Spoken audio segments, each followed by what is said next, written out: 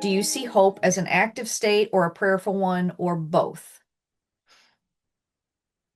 I see it as both, but I see it as you have to actively choose not only hope, but the prayer for hope. Um, because it's easy to get dragged down into the everyday muck. And that's true in pretty much every day for me is I have to choose to pray for hope, and I have to choose to be mindful of the things around me that bring me hope rather than the things that bring me down. I have done this when I was in Iraq. You had the option to focus on what brought hope and the option to focus on what brought you down. And there were days that I made different choices. And I learned then and there that the presence of the Eucharist in my life, which I didn't have for the first 6 months and I did for the second, and the active choice to be prayerful and mindful of hope was centric to who I am as a Catholic. I love that that had to be, isn't it a strange feeling when you're told that you don't have access to the Eucharist and like how desperately you want it? That was COVID, Hmm. was like that when we couldn't go to church. And then I was part of the parish's um group that started streaming mass. Hmm. So I was there and then and it was just it made me so much hungrier for it. I knew how much I needed it as soon as they said, "Well, you can't have this." So, Yeah. When St. Kenneth started streaming their masses, I volunteered to be the cantor for the first mass mhm. because A, we had to figure out all the hiccups, but B, I missed the mass so much that even if there were only 12 of us in the building, I wanted to be one of those 12. Mhm. So, Yeah, exactly. Why would you say that we need to hope? because otherwise we're left with desperation. I think that that choosing to find hope makes it so that we can get out of bed every day and have an intent to make a positive impact in the world. Choosing to get out of bed and not have hope means that you're just trying to get through the day. In what ways do you nurture hope in those who are around you? You've got a new school year starting. What's your focus with working with your staff and the students coming in? How have you thought about nurturing hope? Maybe you're not calling it hope, but When working with my staff or working with my students, I filter out everything that isn't positive. We focus on the positive. Our professional development is based on attacking things from a positive perspective. When I talk to the students, it's addressing things from a positive perspective. We in any conversation, you have the ability to either be a positive, uplifting force, or you have the ability to tear a person down. Even when you are about to discipline a student, you have the option of having that conversation be a positive force, or you have the option of tearing that person down. And sometimes you have to actively make that choice. And I choose to consistently, when I'm in front of people, try to bring them hope rather than tear them down. what are ways that you do that, Brian? I mean, what when you're making those choices, how do you guide your thinking? So instead of focus in a situation where as the administrator, I'm addressing a problem, rather than focusing on the problem, you focus on where do you go from here? How do we keep it from happening again? You are still an amazing person. I appreciate you. And how do we take our next steps? Rather than if it's a staff member, here's your written warning. If you do this again, it can result in the following consequences. Yes, you still might have to write that letter because that's the HR requirement, but that's not the focus of the conversation. The focus of the conversation is how much I value you as a human being. I primarily do it by focusing on how much I value each individual human being in every conversation. That is something that doesn't happen very often. but sometimes I fail. Yeah. Sometimes it's not perfect, but I honestly try, no matter what the situation, even if I'm talking with my pastor, who I'm just having a conversation, I try somewhere in there to throw in how much I value that person, or a parent or whomever. Well, and that doesn't just help them, it helps you, right? It makes it so you're consistently able to see the good in people, Hmm. because it is so easy to fall into the trap of seeing all the flaws in people. And there are some people where this is the easiest thing in the world to do, especially children. And then there are other people that you have to stare at them for a long time before you come up with something. Yeah. And there's usually deep breathing involved, I find. Yes. Yes, deep breathing and sometimes a decade of the rosary in the back of your head. Oh, exactly, exactly. So, how do you find that hope is nurtured in you by the people that you are working with and the people that you serve, the families and the kids and the staff? This is an easy question to answer. I switched from working in the public schools about 2.5 years ago to the Catholic schools. I had started teaching in the Catholic schools, and then the Archdiocese closed a ton of Catholic schools, so I switched over to the charter schools. I bring what nurtures me so much is the fact that I get to work with all these kids. But now I not only get to work with them, but I get to help them in their relationship with the church and with the Lord. And I get to work with between the Passionists and here I have the pleasure of working with phenomenal priests and phenomenal lay people who are their mission is literally the church. The mission is to create disciples and to encourage discipleship. And it is so wonderful to for that to be the focus of every day. And so the kids are uplifting, the adults are uplifting. And again, you just have to make the choice to focus on that, because I could focus on the people, the crazy people driving to work who cut me off or whatever. But instead, I get to get here. And when I have a meeting with my boss, he's a Franciscan priest. How do you get grumpy talking to a person in a Franciscan robe? You can't. You just can't. Was it a challenging decision though to switch to leave the charter school that you were working at, or Honestly, I had been in charge of special ed and 504 programs for about 7 years. And I had been moved to a school where the special ed program was completely overrun by the number of students who were there, and the behaviors were through the roof. And it was just draining, spiritually and just emotionally draining. And I looked at my wife one night and I said, when I retire, I'm gonna, I want to work for the church. And my wife, who is not nearly as religious as I am, looked at me and said, why are you waiting?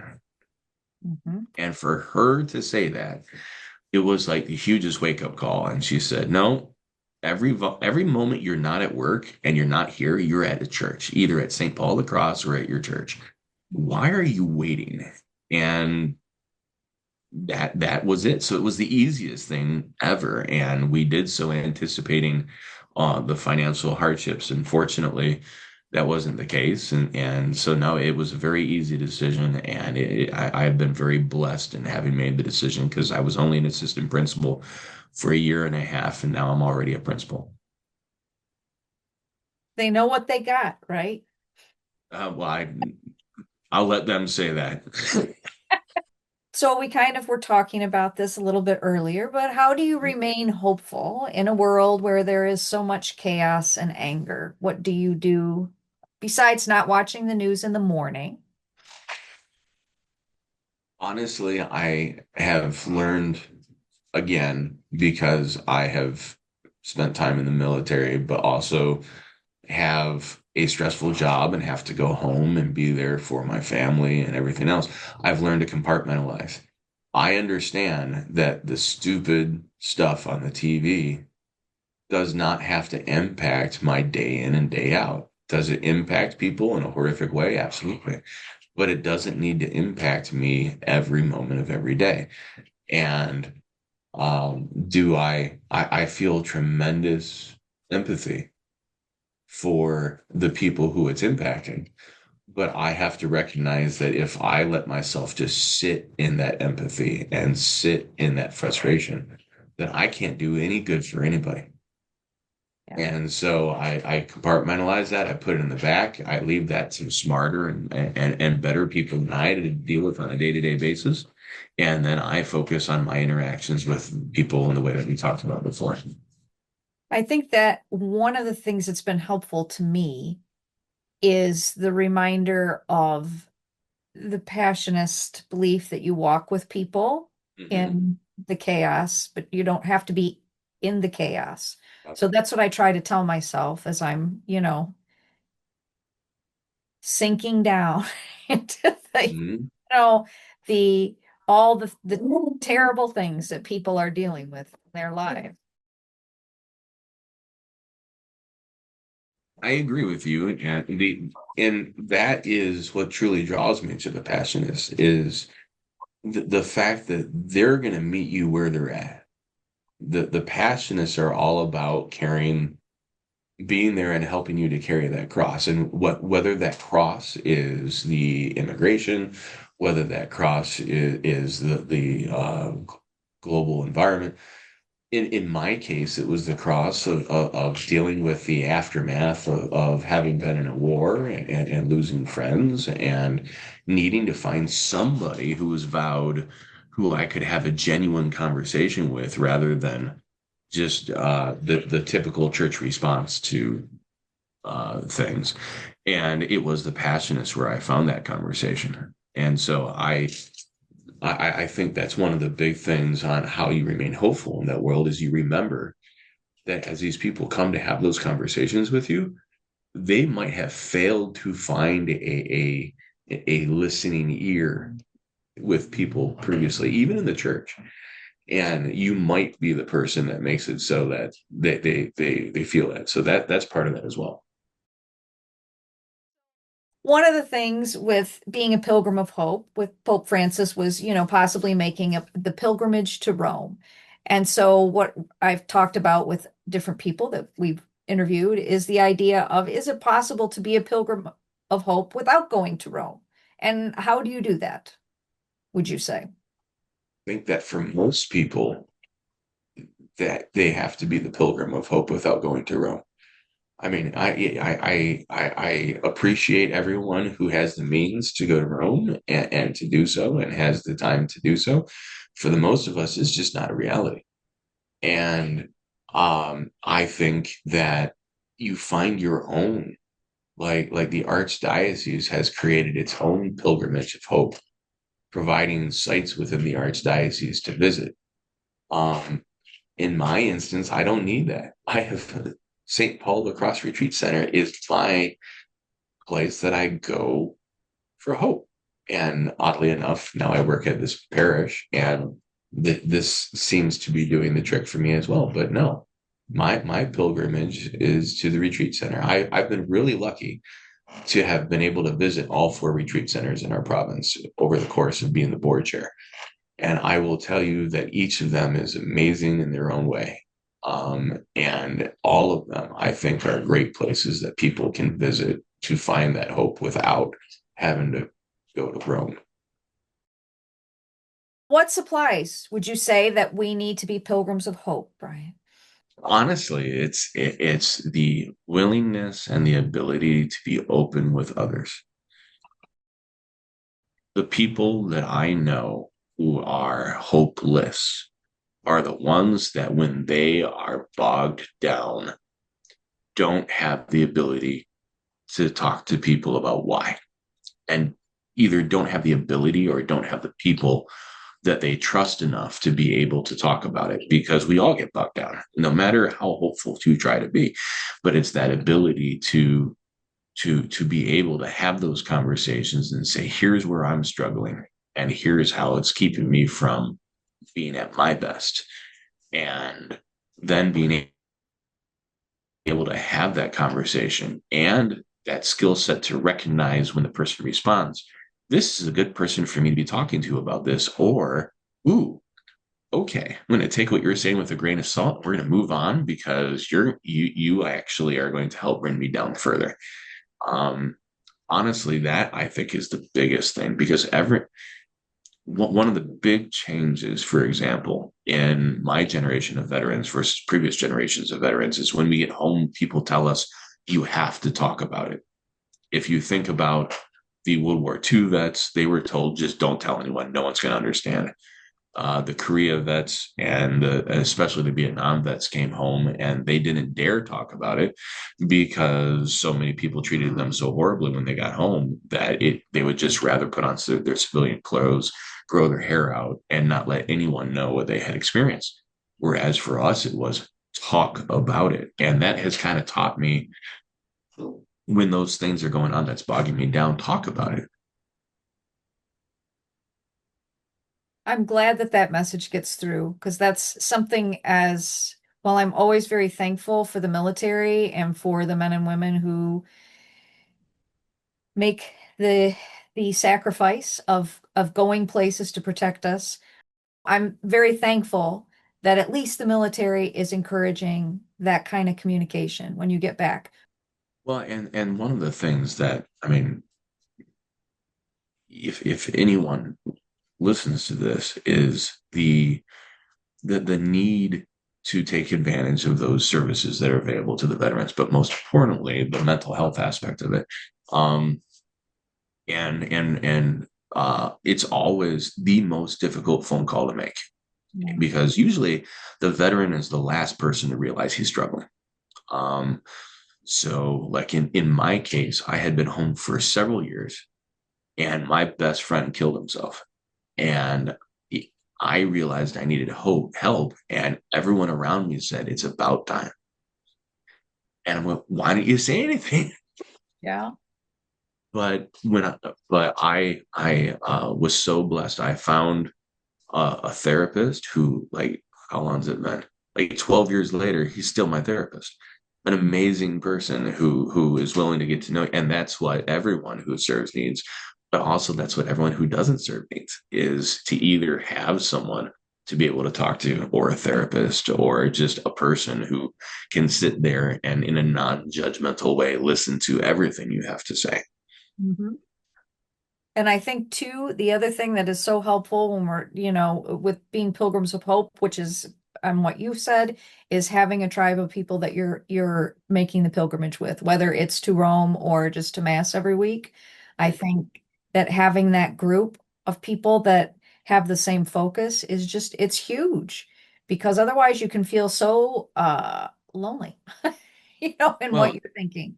and something I was thinking about just the other day. So I have one more year as the board chair, and then I will be rotating off as board chair, which means that I won't be attending most of these unless they find a hole to stick me in.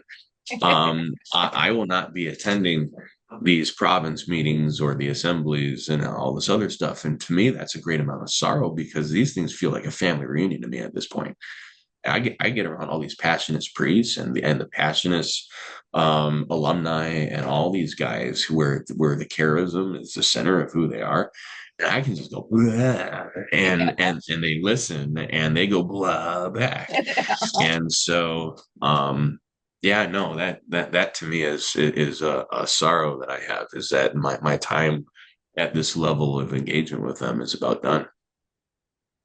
How has God nurtured hope and trust in your life? And how has it changed for you, Brian? I mean, it sounds like you started, you were in the military, then you ended up in education, now you're in administration in education.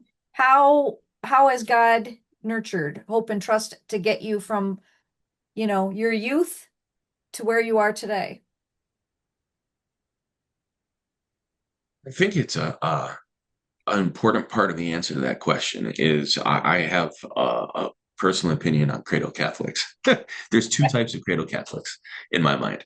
There's the type who continue to be a cradle Catholic because it's what their parents and grandparents told them to do. And there's the cradle Catholics who have that aha moment where they realize that this is who I am and who I am meant to be. It is a Catholic. Um, that moment for me came in Iraq when I was without the Eucharist for the first half of the deployment. And I realized the moment that I was able to acquire that again, that everything was fine. Um, Everything was going to be fine. And honestly, it is, if for any reason I am away from the church and the mass for any amount of time, that is where all these barriers that I have to keep that hopelessness out start to crumble. And so it is through that relationship with the Eucharist and the Mass that it keeps on building that up for me. Um, the I mean, honestly, it is in daily prayer. It is in the fact that he has opened up all these doors to completely surround me with the church, both in my volunteerism with St. Paul the Cross and the Passionists, now in my job, um, just constantly surrounded by the wonderfulness that is the church and the Passionists. Um, and really to help me realize that coming from uh coming from a place where I don't feel like I can open up to a lot of people that are in my traditional circle, by providing to me all these people through the Passionists and through my work with the church who I can, and I can have those dialogues with. So that's how. The real question for me is, how do you define yourself as a Catholic? If your response is, I go to church on Sunday, that means you're that first type of cradle Catholic, because that is the check the box. Whereas if it's everything I am, everything is learned through the context of being Catholic. Everything is processed through, and it doesn't mean I'm perfect. I am so far from perfect. I know, It's not even worth mentioning. So that not saintly. There's no halo over here, right? other than my bald spot on the back of my head. Um, but the and I make mistakes constantly. But it's just living and breathing through that lens, um, and recognizing it's the people around us that make that happen. Yeah. They are holy, but they're not perfect. They're human beings. And so I think that's important. And it makes it even more powerful when you know that the priest that you've interacted with is just a man. And then he says something that hits you so profoundly, like he's talking directly to you. And you think, how do you do that? What practices and people have helped you find hope when you needed it most? I mean, we've sort of been talking about that, but anything? You know, one of the things is the good Lord put situations in place where later in my life I met my wife, and like I said, she is not. She calls me uber Catholic. I call myself Catholic. She's like, you are uber Catholic.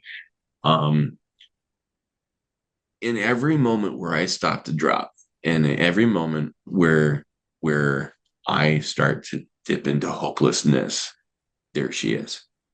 And it's not through the context of there's no quoting scripture. There's no talk about it in the context of the church, but it's the context of she is my perfect, and is able to sense that, and is able to look at me and say, you are going to be fine, and you are going to go do great things, and you need to just get off of this. And so she, above all people, is able to help me in this way, because she is absolutely amazing. I constantly tell people she's my perfect, um and my absolute soulmate. And then besides that, I have an amazing pastor, who, if I call and leave a voicemail, I will literally say in the voicemail, you don't need to call me back. I'll just talk to you on Sunday. And he'll hear it in my voice, and I'll get a call back that day. The man has 2,700 families to worry about. And I literally say in the message, you don't need to call me back today. and he'll hear in my voice that I need to talk and call me back. Um, the passionate the people at St. Paul of the Cross. Anytime Jim is amazing. He's he's the business manager at Detroit, and I think he's figured out that half the time when I'm calling him to talk about board and retreat center stuff, it's more so I just need to talk to a passionist. Yeah. Yeah.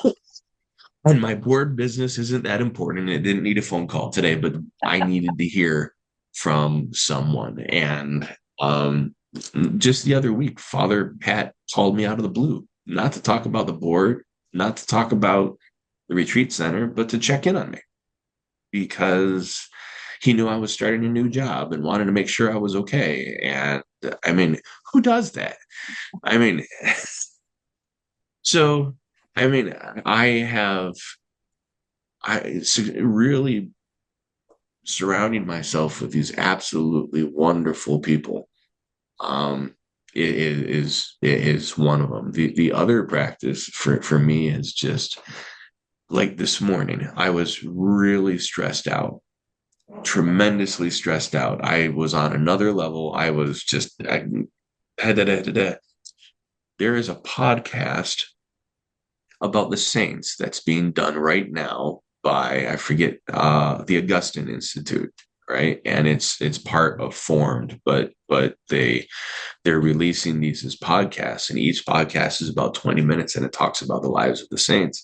And I'm telling you that in my 20-minute commute from dropping my beautiful daughter Grace off at her daycare, in that 20 minutes to get from daycare to here, I've gone from being on another level to okay, what's next?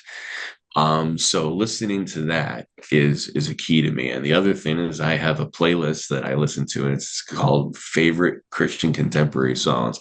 And I will just jam to that sucker if I'm ever feeling down. And Claire knows I love to sing and I'm a cantor. So people will sit here and look at me in the next car over going, what are you doing? Because I'm having a rock concert in my car to I Can Only Imagine or some other song as it comes on. So those are kind of the practices and people, and honestly, when at work, this is always on my desk. It's a finger rosary, and I never have time at work to do the whole rosary. But if I'm really having a day, I will disappear into my office, and that amount of time I disappear is exactly the amount of time it takes to do the decade of the rosary. And I just want to tell why I love finger rosaries is before I went to Iraq, I was at my retreat, and a gentleman I had known for years, his name was Rico. He's not with us anymore. He found out I was going to Iraq. He goes, "You stay here," and he comes back. I don't have it anymore, and I'll tell why in a minute. But he comes back with this worn nub of a finger rosary. He gives it to me, and I looked at it. I looked at him. He goes, "That made 7 landings in the Pacific, and you're going to take it with you." Oh my God. And so that was in my pocket the whole time I was in Iraq, and that's why I love finger rosaries. I don't have that one anymore because someone I cared about was deploying to Afghanistan, and I was home, and I knew I was going to deploy again, and so I gave it to him. And so that finger rosary now has been passed from person. I don't even know who has it now, but when that person came home, he gave it to somebody else who was deploying. So that is out of my realm, but it has now deployed with 4 or 5 additional people. I was going to ask you because we were talking a little bit earlier and it popped into my head, when we were discussing about the people that lift us up and you were talking about the Passionists, that do you find that it inspires you to continue what they're doing? Like when we're little kids and we imitate our parents doing something, you play school or play office. Do you find that yourself doing that? That it's easier to? I know that I do. That's why I'm asking. It's the example that is set for us, right? No, absolutely. So like I always tell Father Pat kind of that he very well might have saved my life. Um, and I emulate what he did in my sharing of my stories because he got up in front. So retreat that year was on like January 19th. January 12th was the day that Zach, my best friend, killed himself. So I was less than a week into processing the fact that this guy who had been through the same experiences I had been through uh, did that. Um, and I was trying to figure out what's wrong with me that we're in the same spot.